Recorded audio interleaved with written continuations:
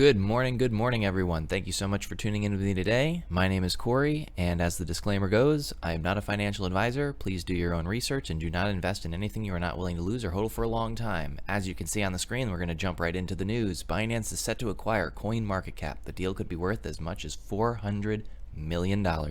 So, Binance looking to acquire CoinMarketCap. As we know, CoinMarketCap is one of the leading sites for price discovery of cryptocurrency, also the leading site for fake prices of cryptocurrency because they don't report prices in several different countries, including Korea, and Korea was mostly responsible for all of the bull run in 2017. So without that price discovery, we actually have no idea what's going on.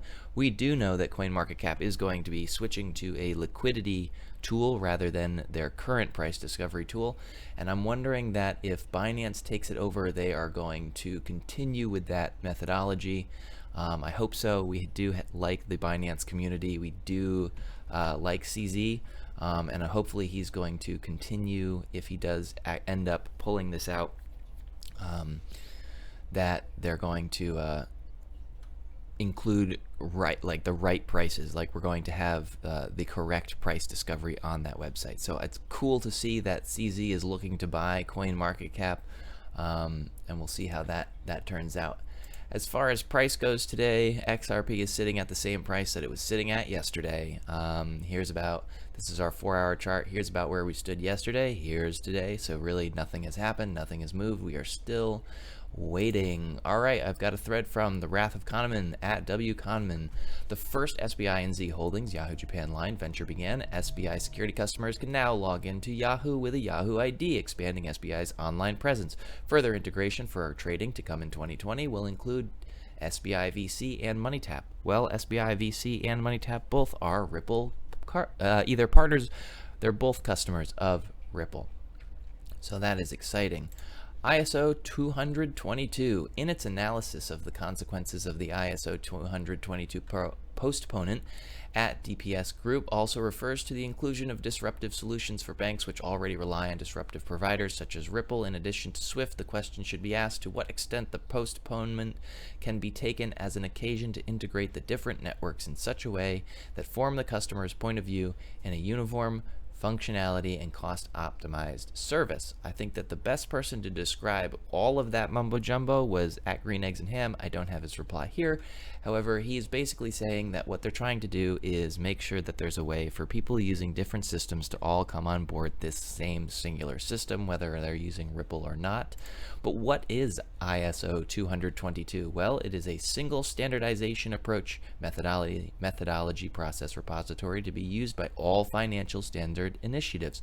Basically, it is the financial transfer and messaging system that the entire world is going to be using, and they have a long time history of being in cohorts with XRP and Ripple. So it is cool to see that they're looking for different ways to incorporate everybody's technology onto their platform to form a easy to use system for the world. All right, IMF declares global recession. 80 countries request help. Trillions of dollars are needed. The International Monetary Fund has declared that we have entered a global recession, one that is as bad or as worse than the previous global financial crisis in 2009.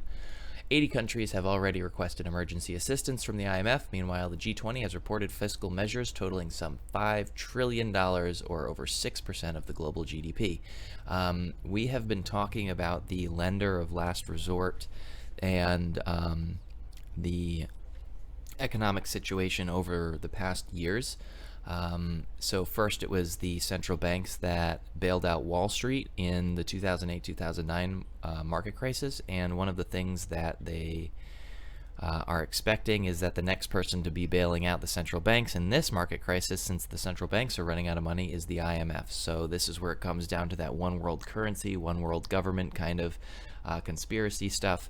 But here's some news that kind of shows that the IMF is supporting a lot of countries now. So a lot of countries are now turning to the IMF to say, hey, we need money, we need your help to bail us out. So what are the steps that they're going to start taking in order to move forward with their economic plan of supporting these member countries?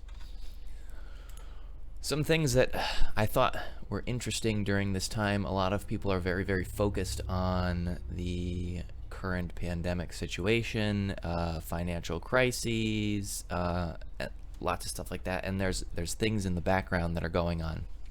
And I thought that I would bring one of those things to light.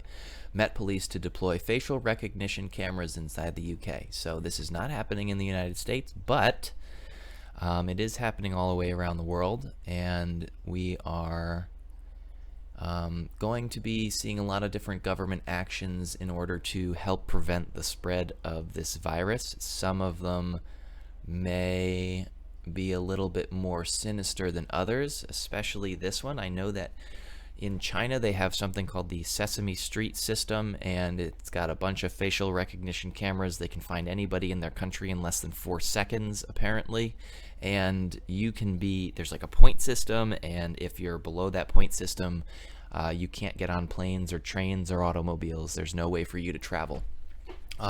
So is this kind of system starting to move across the world? It may be slowly. It may be that we are starting to see some of the implications from China start moving around the world in order for them to start, quote, combating this pandemic. That's really all the news that there is for today. I know that there is a short video. I just wanted to end on a couple of things that don't really relate to XRP or crypto, but Reborn, man suffers because he takes seriously what God made for fun, Alan Watts. I think that this is about just seeing and recognizing what is going on in life, recognizing that it's huge, and as one person we really can't do everything. We can't do it all by ourselves, and we have to recognize that we're all here together, and it's important to stay calm and enjoy what is in front of us in the present moment. Yeah. Another thing that I wanted to bring up was London Real. So David Icke is one of the conspirators. He knows a lot about what's going on in the government, but what I have to talk about with him today has nothing to do with that.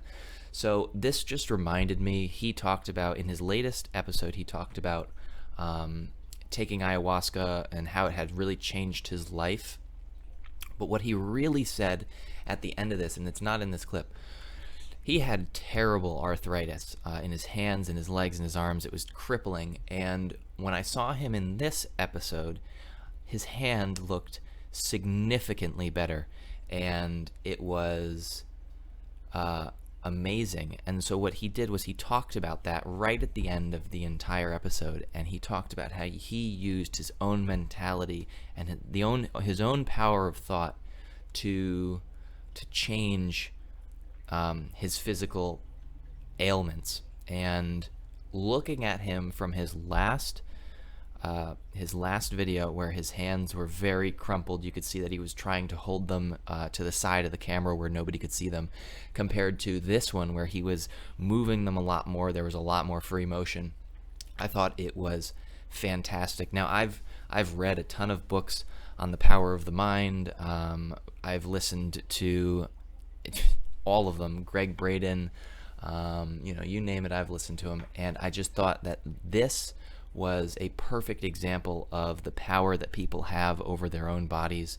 And to see somebody with crippling arthritis mentally change their attitude about it, turn their life in a direction that has ultimately helped them physically without the help of doctors or medical staff, proves especially that in these trying times, we have the ability to stay calm and stay happy, and all we need to do is take a deep breath, calm down, think about our situation, and say to ourselves, this is not what I want to do. This is how I'm going to change this. This is what I'm going to do to make this better, and stick to it and move forward with it. And we really do have the capacity to make things better for ourselves with our own mind. And I just thought that it was exciting, and for me it really like set that idea in. I've read a lot of these books, but when you read a lot of these books saying like, oh, this person changed and that person changed, and you're like, great, all these people changed, but I'm doing the work and it doesn't feel like this change is happening for me. But seeing this, actually seeing somebody that you follow and seeing the physical change that they had right in front of your eyes really did create something special, and a connection in between all of those ideas. And so I just felt like I really wanted to share that with all of you.